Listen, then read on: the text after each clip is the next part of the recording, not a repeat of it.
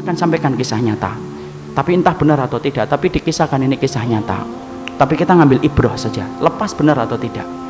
Ada seorang ikhwan di daerah Riyadh, dia itu kemudian sudah menikah, lalu kemudian multazim. Tahu multazim artinya? Komitmen terhadap syariatnya bagus.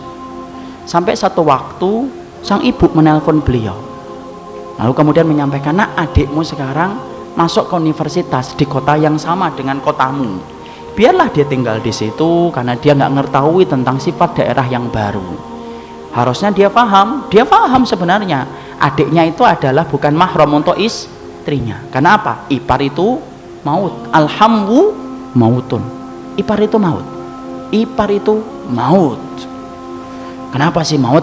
Karena kerusakan yang ditimbulkan oleh ipar tidak terasa, halus, lembut daripada kerusakan yang ditimbulkan oleh tetangga ataupun teman SMP dan teman SMA. Makanya Nabi sampai mengatakan alhamwu, iparmu mautmu. Makanya perhatikan tentang itu. Maka dia akhirnya naruh, bukannya dia menyampaikan kepada ibunya dengan cara yang baik, mungkin ibunya nggak ngerti, saya khusnudhan nggak tahu, harusnya bu, maaf bu, ini nggak boleh karena ada istri saya, biar saya sewakan rumah, biar saya kemudian carikan kontrakan atau sebagainya. Akhirnya apa? Dia terima, dia menggampangkan. Padahal kita harus tahu ikhwan, tidak ada satu penyimpangan sunnah kecuali antum dan saya akan dibayang-bayangi makar Allah untuk tertimpa musibah atas peninggalan sunnah itu. Dia tinggal bersama istrinya, tinggal bersama adiknya, dibangunkan hijab, kain yang pendek, untuk kemudian membangun sater. Tapi kan tidak bisa, tidak tiap hari 24 jam dia berada di rumah. Kemudian tampak biasa, punya anak satu, punya anak dua, sampai Allah menakdirkan kecelakaan hebat menimpa kepada sang laki-laki itu.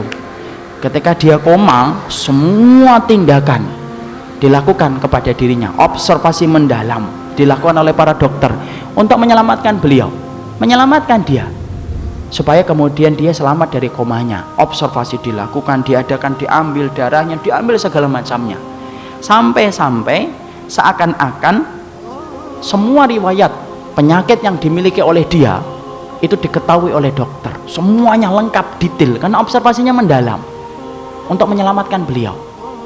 Sampai akhirnya, karena ikhwan ini kaya, sampai kemudian akhirnya dengan takdir Allah berangsur membaik, pulih, sehat. Apa yang terjadi? Ketika sudah mulai sehat, datang keluarganya, datang anak-anaknya, menjenguk orang tuanya, menjenguk bapaknya. Dokter ngelihat, bertanya, siapa ini? Ini anak-anak saya, dok. Dokternya kaget. Setelah pulang, lalu kemudian dokter menata kata untuk menyampaikan sesuatu kepada sang pasien. Pak, yang saya tahu, saya cuma mau ngomong, dari semua observasi yang kita lakukan ketika bapak dalam keadaan koma, ada catatan riwayat bahwasanya sperma bapak kosong, tidak bisa punya anak. Itu diambil karena observasinya mendalam semuanya. Maka ketika saya mendapati bapak punya anak dua, pikiran saya cuma satu, di pikiran saya dua. Satu, bapak mendapatkan pertolongan dari Allah. Yang kedua, itu sebab yang kedua, saya tidak berani mengisi kecuali bapak sendiri yang mengisi sebab yang kedua. Masya Allah, kaget, menata hatinya, sampai kemudian berangsur-angsur sembuh. Dia tanya baik-baik sama istrinya, ditanya, dan Masya Allah, istrinya mengakui bahwasanya dua anak yang hidup bersama dia itu bukan anak dari dia, tapi anak dari adiknya dia, yaitu adalah adik iparnya. Masya Allah, cerita itu benar atau tidak, tapi ditulis kisah nyata, entah benar atau tidak, memberikan ibrah sama kita. Meninggalkan sunnah tidak dibiarkan oleh Allah, berakibat makar. Allah itu akan mendatangkan musibah untuk kita. Jangan pernah merasa aman dari makarnya Allah kalau antum dan saya sudah berani meninggalkan sunnah. Karena tidaklah pola hidup sehat antum tinggalkan kecuali antum akan tertimpa penyakit. Antum akan gorengan tiap waktu, tidak pernah olahraga, sakit, tipes kah, liver kah, jamur kah.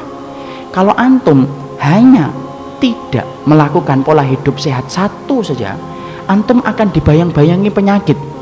Antum bisa bayangkan, antum tinggalkan pola hidup sehat menurut sunnah, lalu antum merasa aman dari makarnya Allah, salah. Disitulah kita paham, Masya Allah, inilah jalan yang lurus, jangan ditinggalkan. Karena setiap kita meninggalkan, cepet taubat, istighfar sama Allah ketika kita tidak mampu. Karena apa? Setiap waktunya kita akan dibayang-bayangi oleh makar dari Allah Subhanahu wa Ta'ala.